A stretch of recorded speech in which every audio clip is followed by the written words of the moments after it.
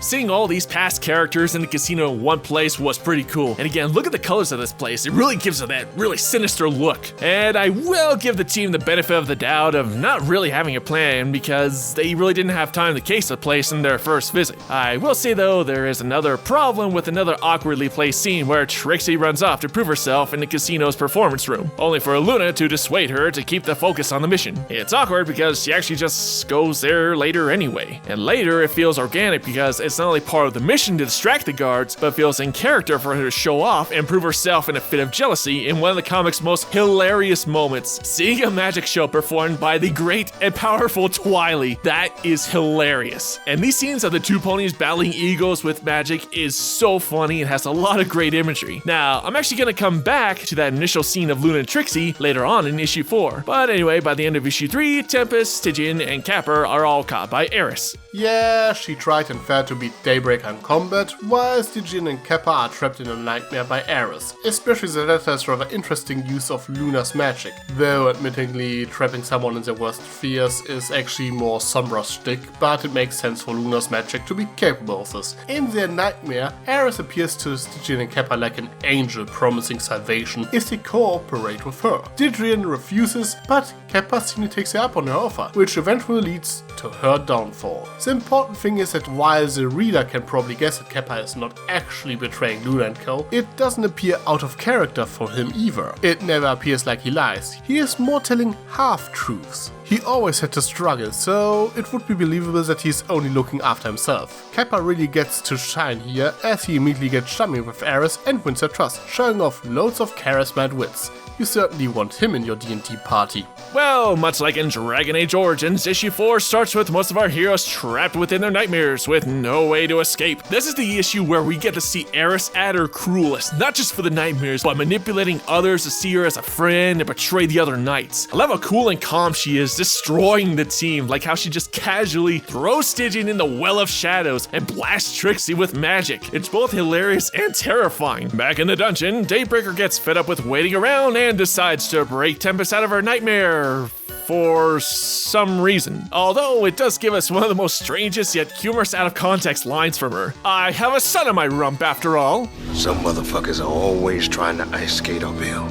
Things don't go to plan. Wait, how did Tempest get free? Seriously, at the end of the last scene, she was in hoofcuffs and now she's free? What? Well, Daybreaker did say that she woke Fizzlepop up and that her collar that was crafted by Eris to keep her in check punished her for doing so I suppose the implication is that Daybreaker had a moment of compassion and unchained her when she was trying to wake her up. It is at least a slight indication that there is still something good in her. Then we get a look into both Daybreaker's and Eris' background story. It appears like the world had more or less the same history as the one we saw in the show, with the split occurring when Eris decided to prevent the Pillars of Equestria from defeating Stygian by stealing Starsroll's journal. The Pony of Shadows straight up murdered Starsroll. Well, and while it is not addressed in this issue, the Legend of Magic Annual explains that he also killed the other pillars, except for Rockhoof, who apparently had an accident. And FYI, the Pony of Shadows actually mourned his demise. I totally shipped Rockhoof as Stygian since reading that issue. But the Pony of Shadows became obsessed with finding Celestia and Luna to corrupt and teach them. He couldn't find them until he enslaved Eris. After he got hold of them, Nightmare Moon tried to rebel against him. According to Eris, in the disguise of the Pony of Shadows in issue 1, and Daybreaker, Nightmare Moon died because she was too soft, which seems a bit weird but actually kinda makes sense. Nightmare Moon might be an evil tyrant, but she is not particularly cruel as she craves for her subjects to admire her. We can see that in the cutie remark when she reigns.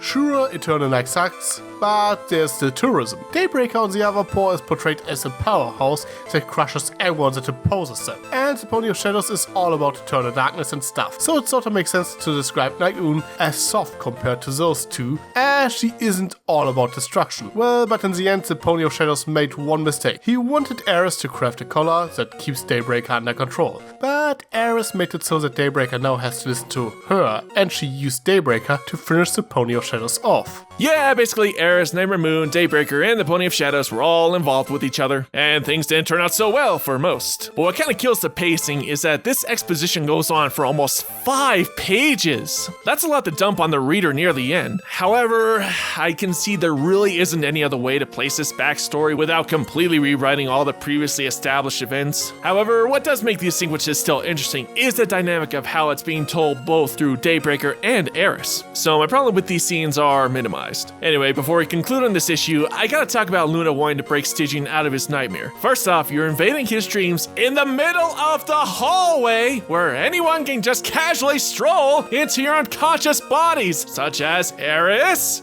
Stupid. Secondly, Luna criticized Trixie about losing focus on the mission in the very last issue, only for her to do the exact same thing now. Finally, if you're gonna do this, at least pull him into a side room. Stupid! You're so stupid! Earlier, Stygian was impressed with Luna dissuading Trixie, complimenting her leadership skills. Well, so much for that development. Thus, we come to the end of issue 4 with Daybreaker and the Knights confronting each other. Well, the exposition dump was sadly necessary to explain what happened to the Pony of Shadows and stuff, which I still consider a wasted opportunity. Was it really necessary to combine these two storylines? Just seems like it was more trouble than it was worth. Still, it is an interesting story and I think it needed this much time to tell, if not more. That is a bit of a problem with the My Little Pony comics. Nightmare Knights is a limited run miniseries of 5 issues, but it's not that different from the main series where your usual story arc is between 2 and 4 issues long. The writers can't just make them longer if they want to. Since they only have so many issues to work with, they are sort of forced to make use of such exposition dumps to get everything across. Otherwise they could have told the story in a complete flashback issue to tell the entire thing in detail, which would have been much more engaging to read. Yeah, I suppose that's true, but on to our final issue. We do get to see more of Capper's wit in a pretty cool and clever sleight of hand sequence, switching out the real orb on the staff with a fake yellow orb, which we set up in the 3rd issue. Daybreaker and the group confront Eris with a pretty slick illusion with the lock and chains, and the final battle ensues. It's a short but satisfying conclusion in defeating Eris with some pretty good visuals. Now, at this point, you think it'd just be the usual shtick of friendship lesson and blast of friendship leading to Eris becoming good, right? Well, no, it actually ends in a rather harsh and badass way, with Daybreaker blasting her away in a blazing inferno. Yeah, she's dead. That's actual fire. You know, for kids.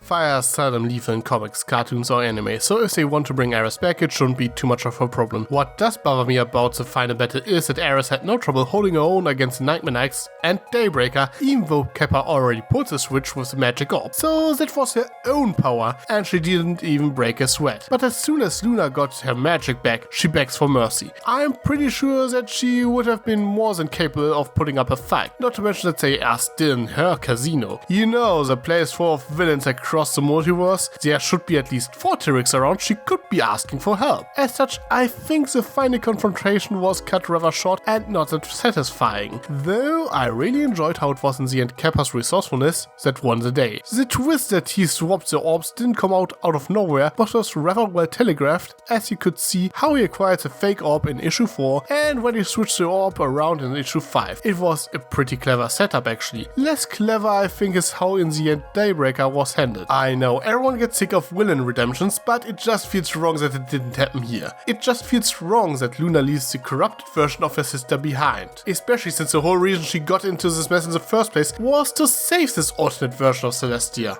Yeah, Eris almost immediately breaking down to begging seemed kinda anticlimactic. That staff was her only means of power, and once it's taken away, she goes from menacing monster to begging child? Although with Daybreaker, I do think it's interesting that she isn't completely turned good after this, even threatening the Knights with violence if they don't leave. Whether she returns to good or becomes a tyrannical leader, I'm rather amazed that they left us with an interesting, morally ambiguous ending for her character. Very bold move over the usual everyone lives happily ever after. Well, I suppose it's one way to look at it. It still strikes me as rather odd that Luna simply accepts this. In any case, Nightmare Knights as a whole is just a very fun read. It is exciting, funny, and all the characters actually contribute to the story in a meaningful way. Heck, even Trixie plays a surprisingly important role. Really the only thing that holds the series back flashback are some minor plot contrivances, which I'm willing to overlook since I simply had a good time reading it. Yet my point still stands. I don't like that they took the setup from the Legend of Magic annual issue and completely scrapped it in favor of Eris. The alternate version of the Pony of Shadows deserves some spotlight, but was completely wasted. Both the Legend of Magic annual issue and Nightmare Knights were written by Jeremy Whitley, and it just feels like he had different plans for the whole Pony of Shadows thing, but then got this Nightmare Knights story assigned instead and tried to salvage as much as he could from the Pony of Shadows storyline he envisioned and cut loose ends. This is however just an assumption on my part, but for all its flaws, I would still recommend it.